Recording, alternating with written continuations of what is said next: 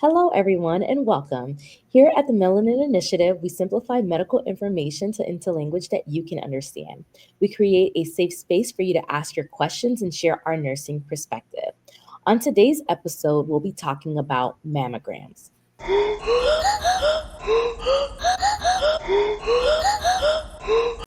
If you're new here, welcome to the Melanin Initiative. I am Geraldine and I co host the Melanin Initiative along with Alicia and Kimberly.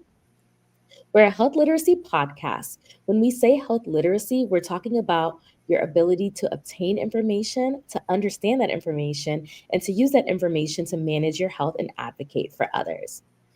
Our mission is twofold.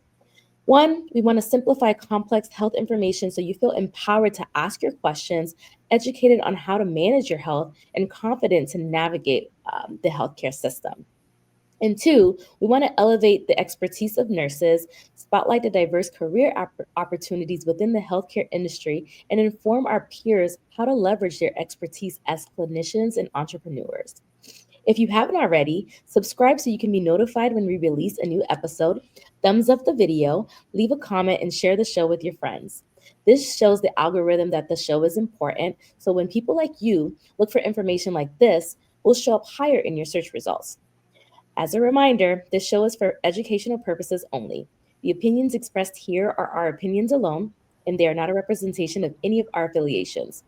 If you're experiencing a medical emergency, you should seek medical attention and medical guidance from your healthcare provider. If you're having a physical emergency, you can call 911. And if you're having a mental health emergency, you can call 988 or you can text 741-741. All right, so take it away, Kimberly. So, this episode on mammograms is part of our series on breast cancer. We started talking about breast cancer in year one. My mother, Reverend Leland Madison, was kind enough to come on and tell us her experience with her diagnosis, treatment, life after treatment, and then she even came back and talked about faith in medicine. Then we had sisters, Lori Lee and Paris Lee, who both came on to talk about their mother's story of metastatic breast cancer. Unfortunately, she died from breast cancer, but the girls continue to advocate on her behalf and the voice of the voiceless. Then Dr. Dawn Mucci, a physical therapist out there in Florida, also came on to share her mother's story, another story that unfortunately ended in death. She was really detailed about sharing how it impacted her whole family and how she's had to go through routine examinations for like 20 years now because of her high risk status, and how living in rural communities can impact health outcomes. Recently, Dr. Lena Brooks came on. Dr. Linda Brooks Johnson sat down with Alicia and Geraldine to share her personal story of being a two-time survivor and how she has turned her journey into advocating for others. And then we had Ashley Wynn Grimes. She talked to us about how to navigate medical cannabis, a treatment option not only to help those with breast cancer, but it was part of our breast cancer series. So we will put that link below and invite you to watch our entire breast cancer playlist. So today we're going to be talking about the importance of mammography and how it impacts early detection of breast cancer. Breast cancer is the second leading cause of cancer-related deaths in women worldwide.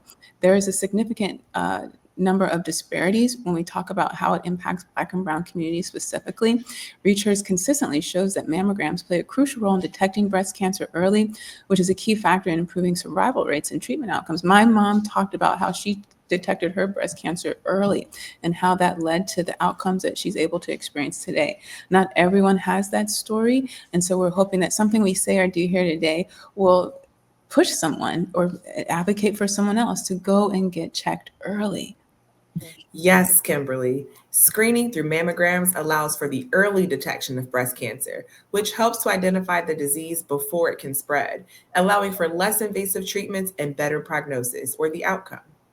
This is especially important in underserved communities where late stage diagnoses are more common due to barriers like lack of access to care, lower screening rates, and systemic healthcare disparities. Early detection is crucial for addressing these disparities and ensuring that people have the best possible chance for successful treatment. And then when we look at the statistics, it's clear that Black and Hispanic women are disproportionately affected by these barriers. Studies show that Black women, for instance, are more likely to die from breast cancer compared to white women, even though the incidence rates are similar or even lower. This is often due to delayed diagnosis, lack of access to timely and quality screenings, and limited follow up care, which is compounded by financial and emotional burdens for families in these communities. Right. And so when we talk about family members, they go through this with us, right? Family members in the communities is also something we need to acknowledge. They often bear the emotional and financial burden of caring for loved ones, taking off work, transportation, advocating on their behalf, looking up research, making phone calls, out of pocket expenses. Right. Additionally, historical mistrust of the healthcare system in Black and Brown communities only deepens these challenges. This mistrust, combined with the lack of resources, has led to even poorer outcomes and higher rates of advanced stage diagnoses. Absolutely, Kimberly. We need to focus on increasing awareness about breast cancer prevention and early detection, especially in underserved communities. This could not include only mammogram screenings, but also programs aimed at improving healthcare access, education, and affordability. Addressing these disparities is crucial to breaking the cycle of inequitable healthcare and improving outcomes for everyone, regardless of race or socioeconomic status. Right. It's important that we continue to advocate for programs and policies that address these disparities, ensuring that all individuals have equal access to life-saving screenings and treatments. Without these changes, we risk perpetuating the inequitable care that continues to affect these vulnerable populations.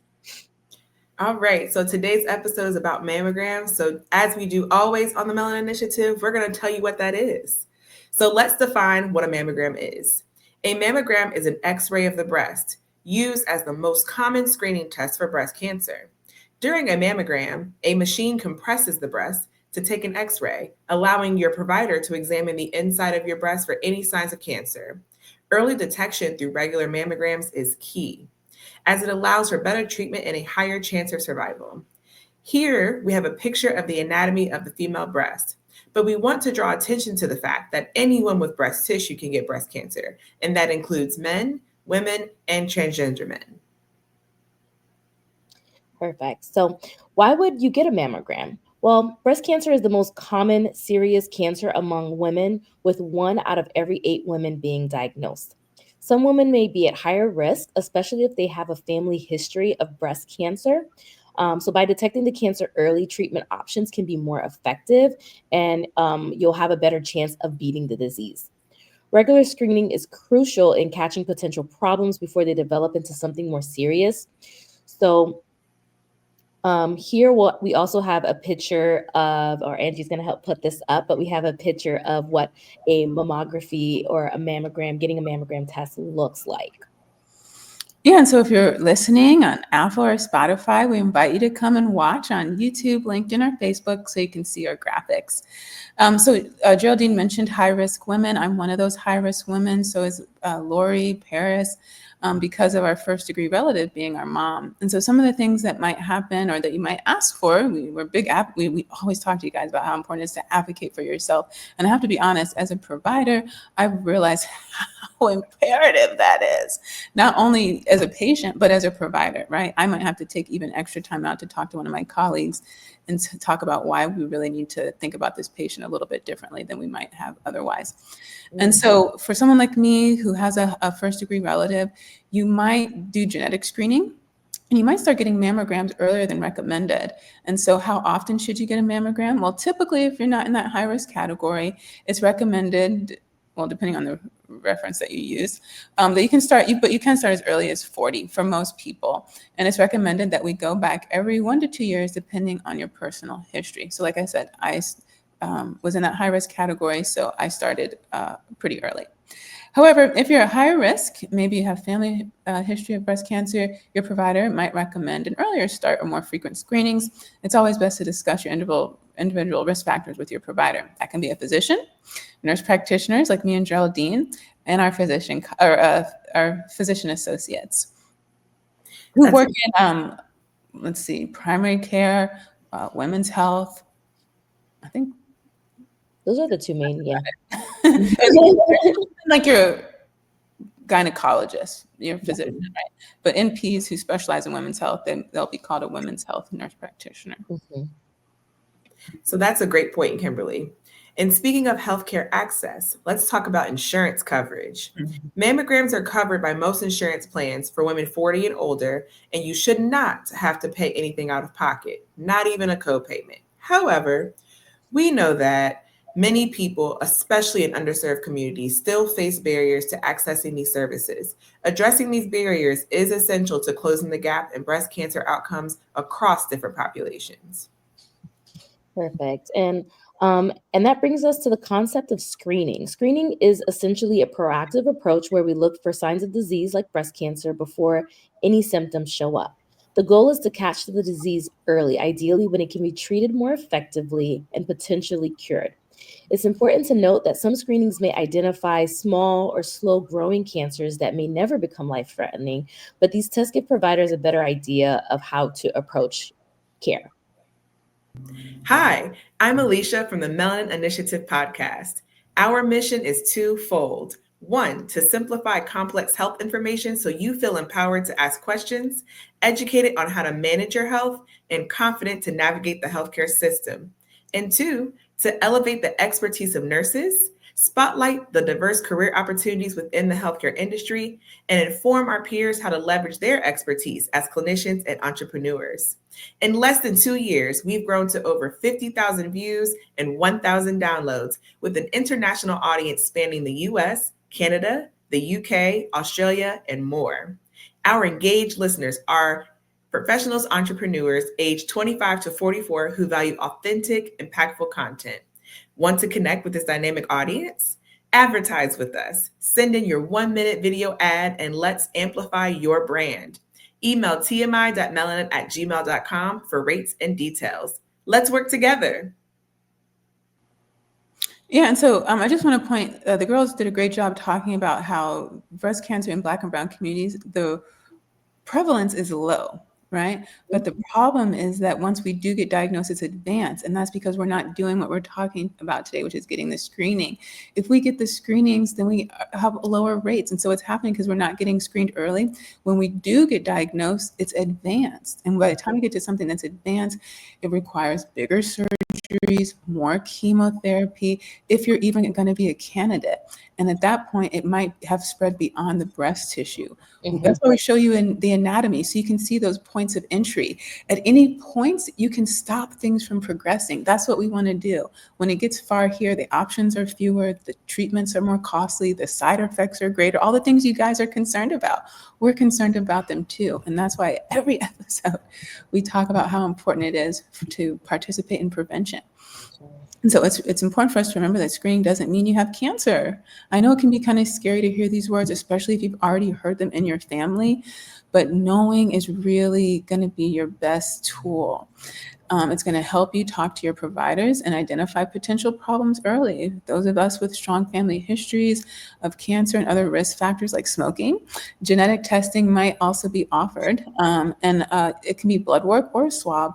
And this can give you more insight into your risk of developing cancer. And that is something that I participated in. Lori Lee talked about her experience, and she was candid enough to talk about the fact that her sister, Paris Lee, had not done that at the time, likely due to what we're talking about, that fear. It's very scary, right? And so you're not going to be alone. In addition to your provider and wherever you get your care, there are support groups out here like Susan G. Komen, that someone will walk with you, they'll talk with you, they'll guide you through the process. Because we can do things, we can do hard things, and we can be scared and still act. And it's also worth noting that if a screening test comes back abnormal, further diagnostic tests will be needed to confirm whether cancer is present. These additional tests are used to gather more detailed information and determine the next steps in your care.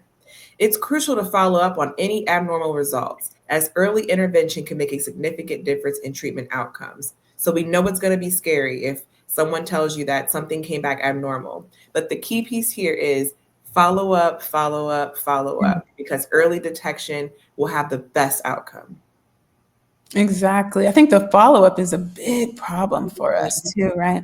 Now let's discuss some key points regarding breast cancer. Breast cancer occurs when malignant cells or cancerous cells, these are cells that grow and they just keep growing, form in the tissues of the breast. It's this we've talked about it's the second leading cause of cancer-related deaths for American women, and risk factors can vary, which we've talked about in great detail. So there are different types of mammograms, such as traditional film mammography, which we've shared with you so far, digital mammography, and the newer digital breast tomosynthesis, or DBT. This last one uses 3D images and has shown improved detection rates in recent studies. Nice. And while mammography is effective, it's important to note that it's not always the best option for everyone. Some women have dense breast tissue, for instance, so they may face challenges in identifying tumors through standard mammograms because both dense tissue and tumors appear white on X-ray images. So this makes detection a little trickier, especially for younger women who are more likely to have dense breasts. This is a critical point because mammography, while highly beneficial, has its limitations, and additional or alternative screening methods are being studied to address these outcomes or these concerns. I'm sorry. Absolutely, Geraldine. And Alicia had mentioned access. One thing I want to point out, I don't know if everybody knows, I've relocated to Texas, and every state's going to be different. But I did find out that here, if you're over the age of 40, you actually don't need a provider's referral for a mammogram, and you still do need a primary care provider. And so if you don't have one, they'll assign one to you. But I just thought that was interesting, and I don't know if that's the case in other states. But that can be one of the things that, one of those fewer barriers to getting screened early. So it's so important to understand that screening is not just about detecting cancer. It's about finding it at a stage when treatment can be most effective. As we continue, we'll dive deeper into the specifics of how screening works, the latest advancements in mammography, and how various groups can benefit from or face barriers to access and the vital tests that come along with that. Additional factors that may affect screening include age, typically 40 and above, weight, which is going to be outside your BMI. I was trying to think what that is. Basic metabolic index, right? Mhm. Yes. The tumor size, certainly you can all appreciate that if something's really big, it's going to require a larger intervention.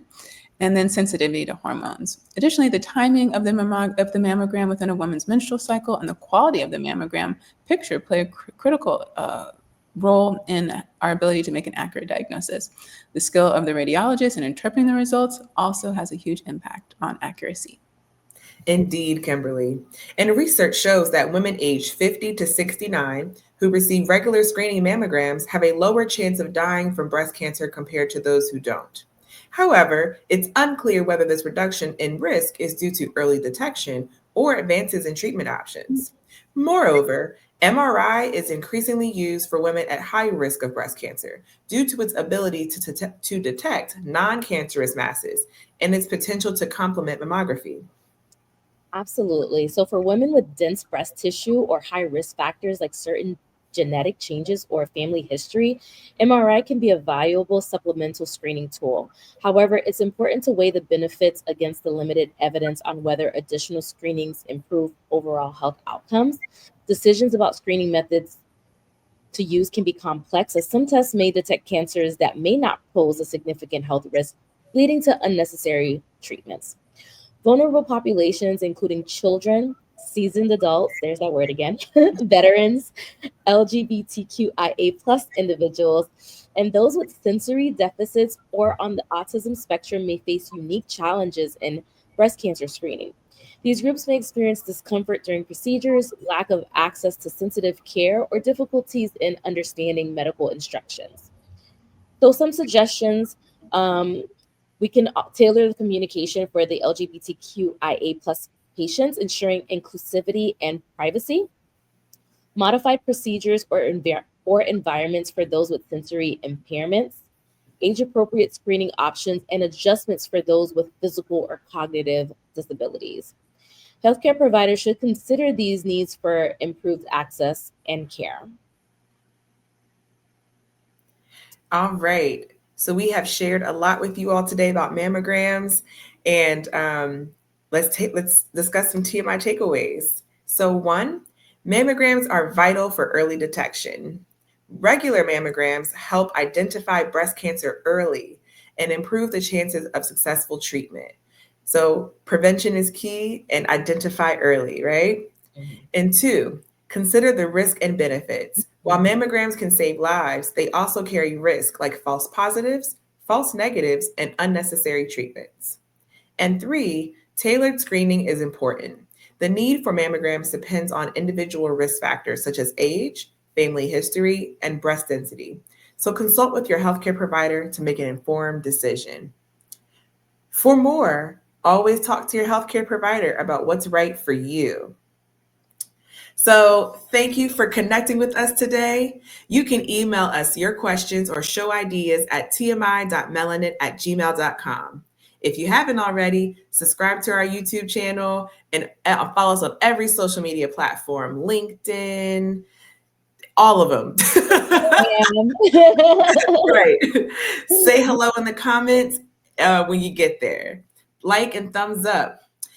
Please share the show with your friends, rate on the Apple's podcast and Spotify, and leave a comment. It really helps the show get more support and gets the message to those who need to hear it.